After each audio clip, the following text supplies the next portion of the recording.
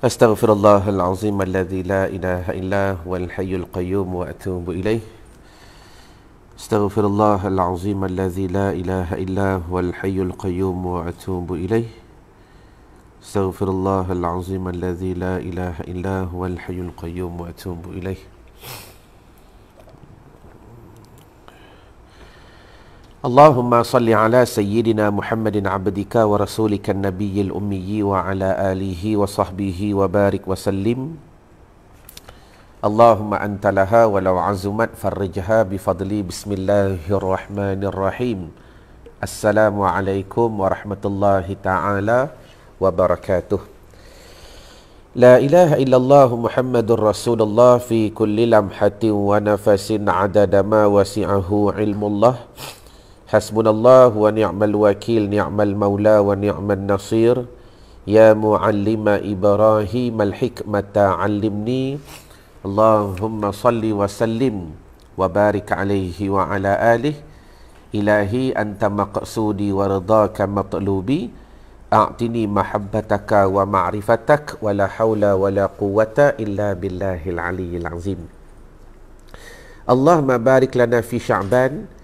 Ya Allah, keberkatilah kami yang beradanya kami ini pada penghujungnya Sya'ban. Wa balighna Ramadan. Mudah-mudahan kau sampaikan kami kelak ke dalam bulan Ramadan Al-Mubarak. Waalaikumsalam Nur Hashimah Syauqina. Jadi pertamanya, Alhamdulillah, segala puji dan syukur kita rafak dan kita panjatkan kepada Allah Subhanahu Wa Ta'ala di atas pertemuan pada pagi ini dalam hashtag Santapan Rohani. Yang tak dapat tidak, saya nak mulakan dengan ucapan kesyukuran kepada anda yang telah mendaftar dalam program Salam Terakhir yang kita akan lakukan pada hari Sabtu ini. Yang tak dapat tidak,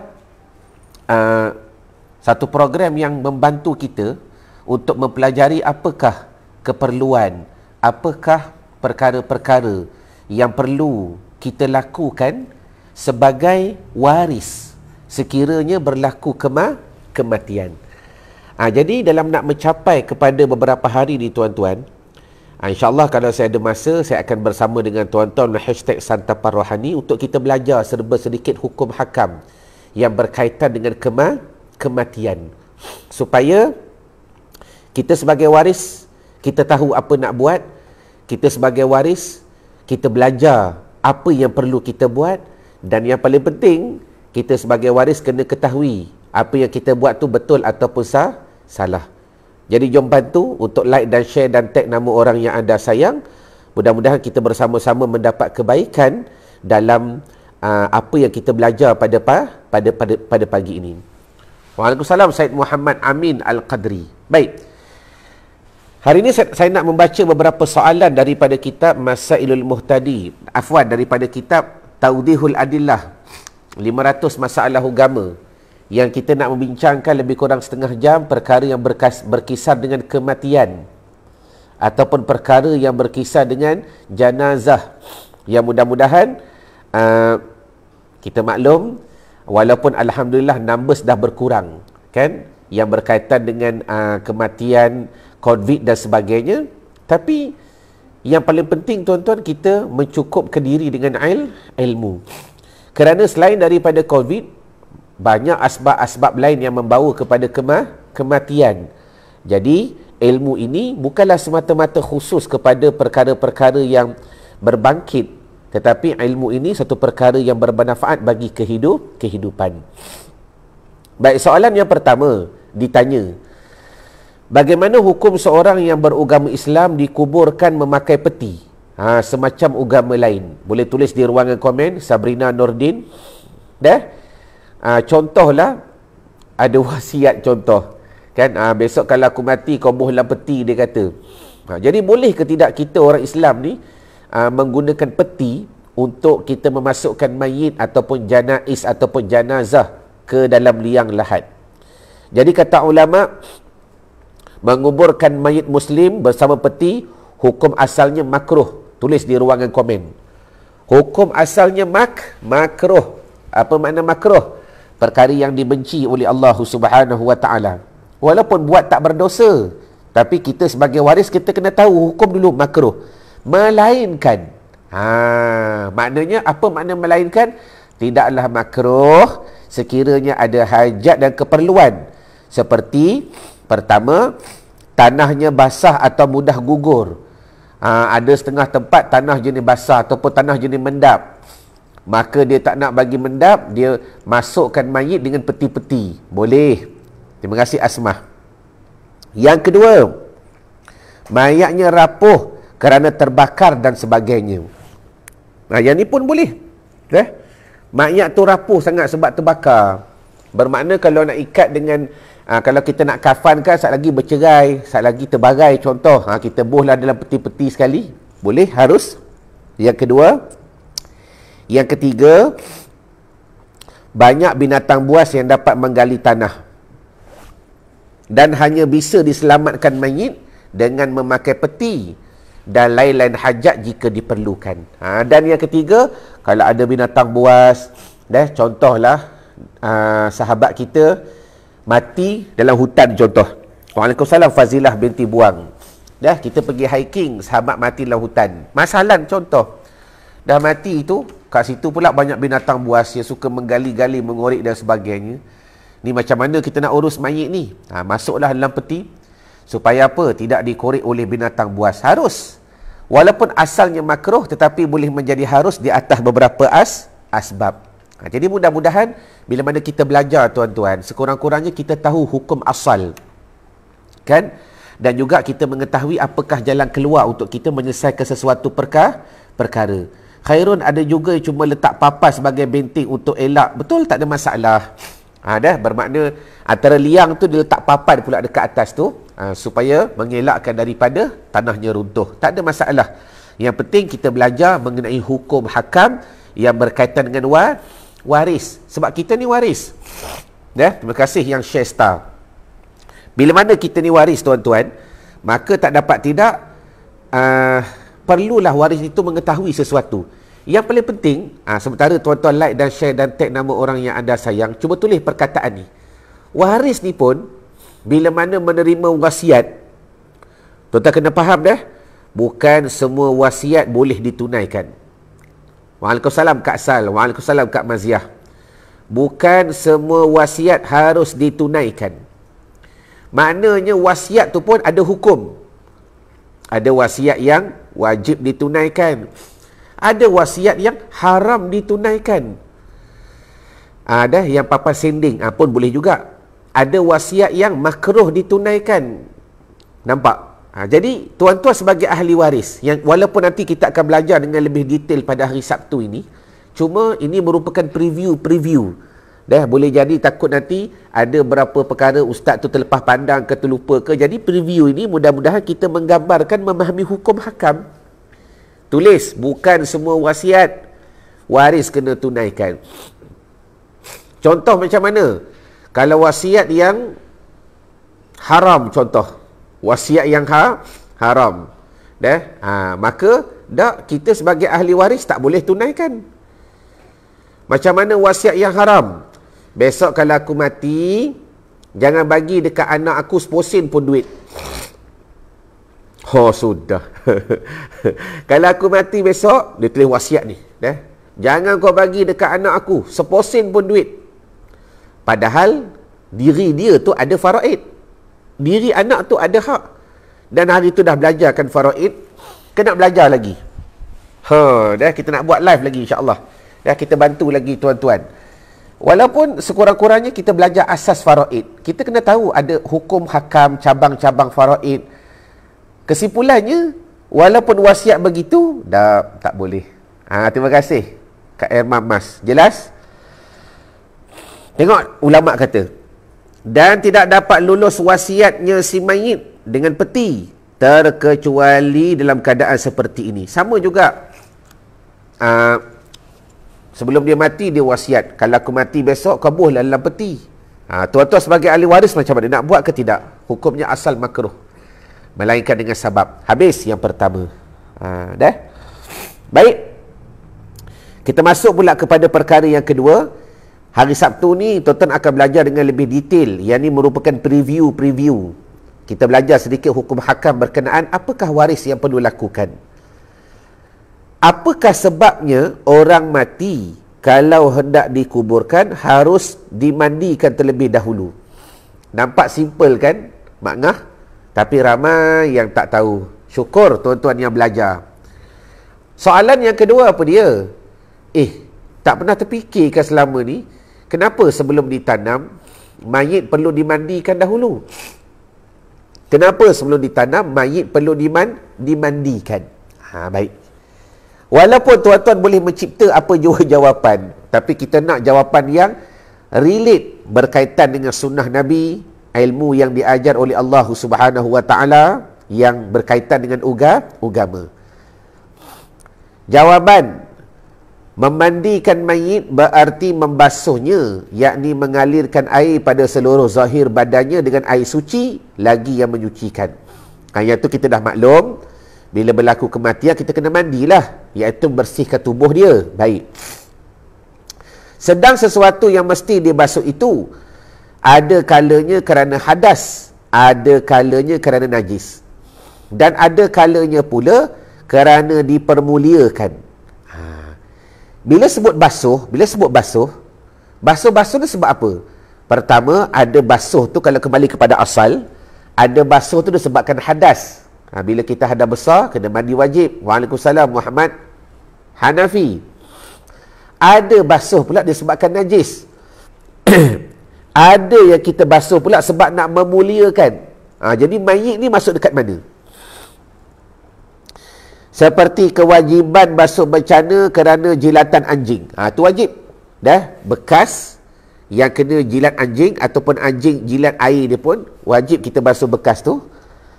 Bahawa pada bencana tak ada hadas dan tak ada dipermuliakan, maka tentulah kerana najis. Contoh, kita basuh bekas sebab apa? Ada najis.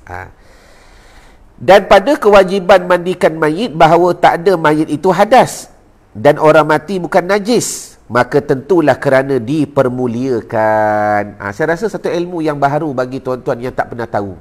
Jawapan yang paling tepat, kenapa kita mandikan si mati sebelum hendak dikuburkan, tulis kerana kita nak memuliakan si mati. Bukan sebab dia najis, tak. Kalau dia ada najis, kita boleh basuh, tak ada masalah. Tapi kita nak mandi mayit ni, takkan najis daripada atas sampai ke bawah. Kebiasaan najis dekat kubur atau dubur, kan kita diajar untuk korek. Maaf kalau tuan-tuan dia tak biasalah dengan mandi mayit. Kita belajar hari Sabtu ni. Cuma nak kata mayit itu berhadas, takkan nak tanya,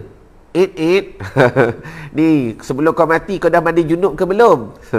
Kalau dia boleh bangun, tuan-tuan, saya rasa Tok Imam lagi dulu kot. Allahumma salli wa sallim wa barik alaihi wa ala alihi. Mayit lah. Tak. Kita takkan tanya si mati. Jadi, kita nak declare kata dia berhadas, belum tentu. Nak declare kata najis, belum tentu. Jadi tulis, kenapa kita mandikan si mati? Untuk memuliakan dia. Kerana kita nak memuliakan si mati. Maka kesimpulannya, bahawa memandikan mayit itu sebelum disembahyangnya atasnya dan sebelum dikuburkan adalah kerana dipermuliakan. Kita nak muliakan si mati. Sebab tu ulama ajar dua rahsia. Bila nak mandikan si mayit, yang pertama segerakan, yang kedua beradab. Walaupun dia mati, tuan-tuan. Beradab. Tutup aurat, jaga aurat dia. Lepas tu pula kita buat dengan segera, jangan berlengah-lengah. Kerana apa? Sebab kita nak memuliakan jasad. Untuk ini, dapatlah kami kemukakan di sini apa termaktub dalam kitab Iqna' pada Hamish Tuhfatul Habib ala Syarhil Khatib, juzuk pertama. Dia kata apa? Wajhud dilalati anna taharata imma li hadathin aw khabathin aw takrimatin wala hadatha ala ina'i wala takrimata fata'ayyanat taharatul khanas. Taharatul khabath. Jalan berdalil atas kenajisan bejana, yakni bekas yang dijilat anjing, bahawa bersuci itu ada kalanya kerana hadas atau najis atau memuliakan. Tiga sebab je. Ingat asas. Kita basuh sesuatu sebab apa? Sama ada berhadas atau najis atau kita nak memuliakan. Dah? Macam barang kotor lah, kita jumpa barang kotor. Kita nak, Allah kotor sangat ni, kita bersihkan dia, ambil air, lap. Sebab apa? Nak memuliakan. Dan tak ada hadas pada bejana dan tak ada kemuliaan, maka tertentulah kesucian tersebab najis. Maka pada hasyiah tersebut dikatakan qauluhu au takrimatin ka ghaslil mayyiti. Maka kata pengarang adalah seperti memandikan orang mati. Jadi kita dapat lagi satu ilmu yang baru. Memandikan mayit bukan sebab dia berhadas, bukan sebab dia najis, tetapi sebab kita nak memuliakan dia. Nak memuliakan dia. Baik. Ada tak lagi dalil-dalil yang lain? Untuk menambahkan keyakinan kita kepada agama, supaya bila mana kita berbicara dan bila mana kita mendengar, ada rojokan yang boleh kita jadikan sebagai kesimpulan pada hati.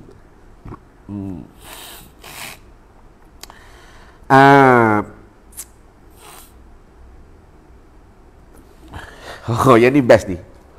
Maka para pendengar yang budiman, walaupun agaknya seperti kelakar, terkadang dijawab orang bahawa mayit itu wajib dimandikan adalah tersebab dia tak dapat mandi sendiri. Okey, dengar-dengar dah. Ada orang kata, kenapa kita kena mandikan mayit? Macam kelakar pula.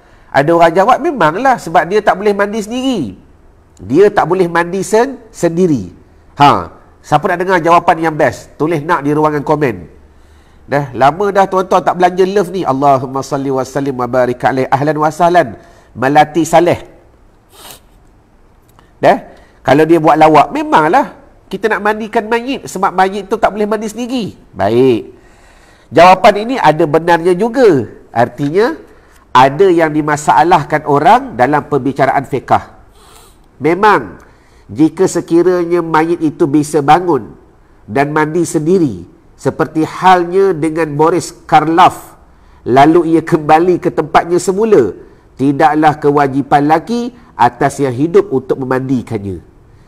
Dan terkadang sebagai karamah, ia makna daripada awliya Allah, ada terjadi hal demikian itu, seperti apa yang pernah terjadi di atas dirinya As-Sayyid Abdullah Al-Manufi Al-Qutubus Syahir, Sayyid Ahmad Al-Badawi Qaddasahallahu asrarahuma. Dia kata apa? Dengar dengan baik.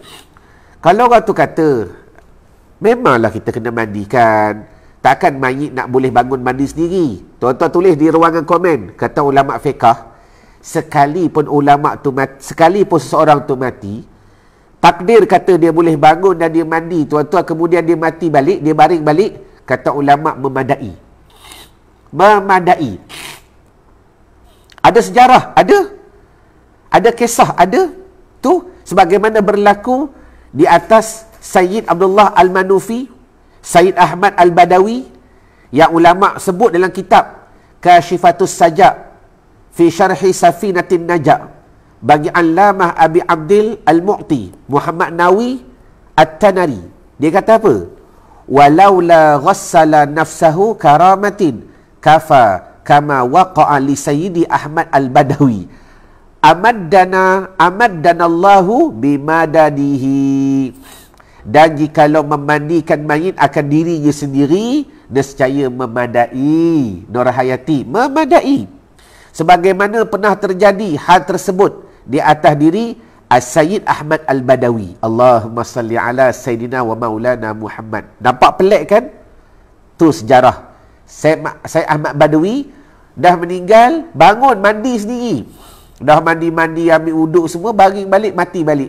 Sambung mati balik. Tu ulama sebut dalam kitab fikih. Dah. Walaupun berlaku, walaupun 1,000,000 satu, 10 juta satu, nak cerita hukum tetap memadai. Allahumma salli ala Sayyidina Maulana Muhammad. Satu, dalam kitab Tuhfatul Habib juzuk yang kedua, wa hukiya anna Sayyidana Abdullah Al-Mutawaffi ghassala nafsahu karamatan.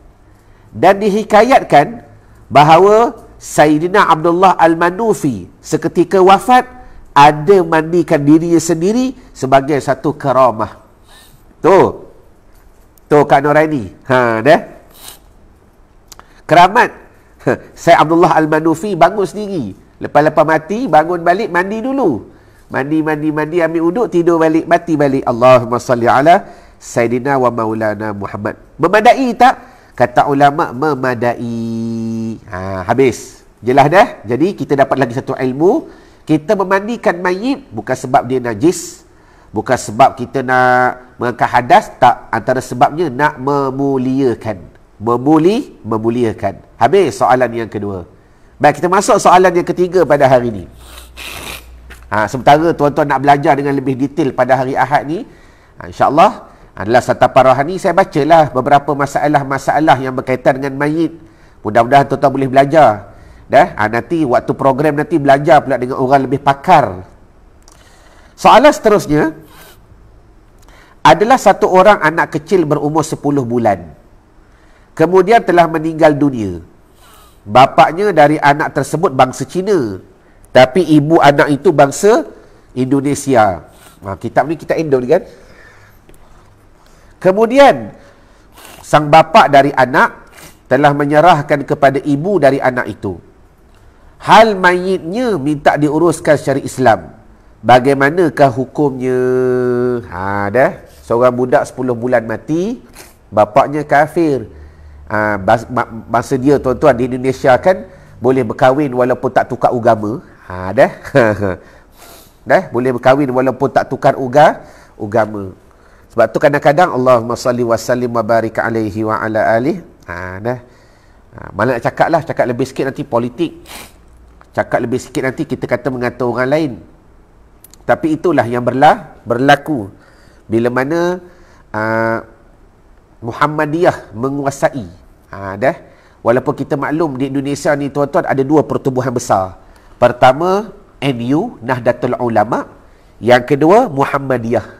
Maaf, saya sebut ni sebab tuan-tuan boleh lihat secara nyata kesan daripada mereka-mereka yang tak bersungguh menjaga agama. Dah? Kesan daripada mereka-mereka yang berada dalam bidang politik yang tak menjaga agama.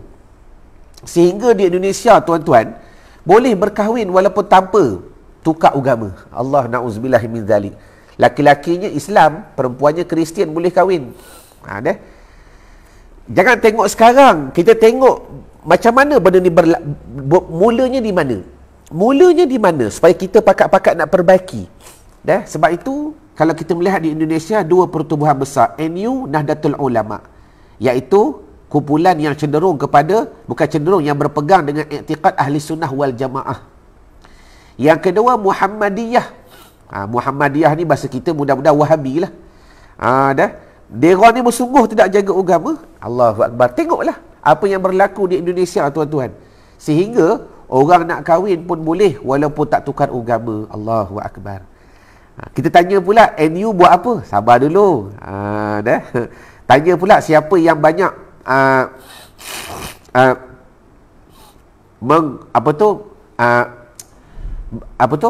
bahasa mudah, siapa yang paling ramai memonopoli pentadbiran dalam kerajaan Indonesia. Yang kita nak cerita ni supaya buat contoh. Mudah-mudahan tak berlaku di Malaysia tuan-tuan. Dah? Kalau makin banyak puak-puak Wahabi berada dalam kerajaan, berada dalam pentadbiran, itulah akibat sebagaimana yang berlaku di Indonesia. Allahumma salli wa sallim wa barik alaihi wa ala alihi. Besok kita pun samalah macam tu.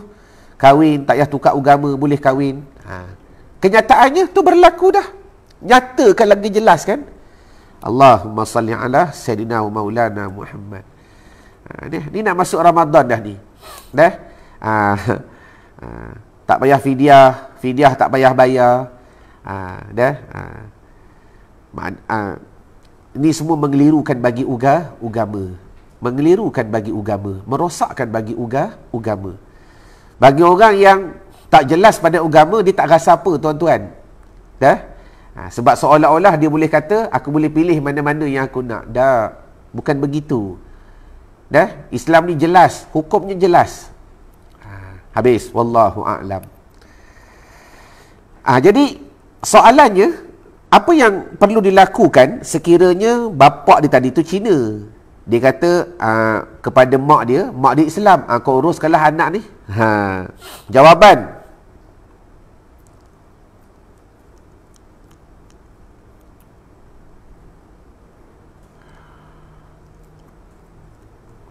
dah. Sekejap, saya terus bacalah jawapan dia. Kalau ayahnya dari anak uang meninggal dunia bahasa Cina, belum tentu dia bukan Islam. Belum tentu dia bukan Islam, kerana orang yang berkebangsaan Cina juga banyak yang Muslim, betul dah.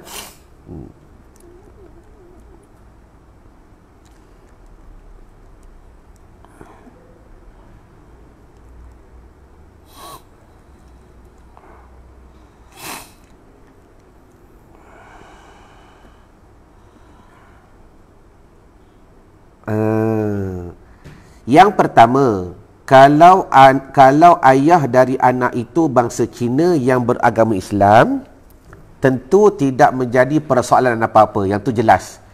Cina tu pada bangsa, kan? Betul Roslina, di Singapura pun mula nak jadi dah. Dah. Besok merebak sampai kat sini. Na'udzubillah min zalik. Baik. Yang pertama, kalau bapa dia bangsa Cina tapi agama Islam, yang tu jelas tak ada masalah dah. Tapi daripada soalan tu macam bapa dia Cina dan agama pun bukan Islam. Yang kedua, kalau ayah itu bangsa Cina yang bukan Islam, artinya dia beragama Nasrani, Majusi ataupun Watsani, maka tidaklah terbangsa anak itu kepada bapaknya, kerana tidak diperkenankan dan tidak sah wanita muslimah menjadi isterinya orang yang kafir, yang kufur, model apa pun jua. Tengok, Nahdlatul Ulama di sana cuba memerangi perkara-perkara ini, tuan-tuan. Dah tak sah. Bila seorang perempuan Islam berkahwin dengan laki-laki yang kafir, tak sah. Perkahwinan tu tak sah dah. Apatah lagi yang dibangsakan kepada anak. Jadi kesimpulan, untuk masalah ini, tentulah tidak anak itu berbangsa kepada bapaknya, kerana tidak sah pernikahannya. Apa lagi kalau cuma sebagai piaran sahaja.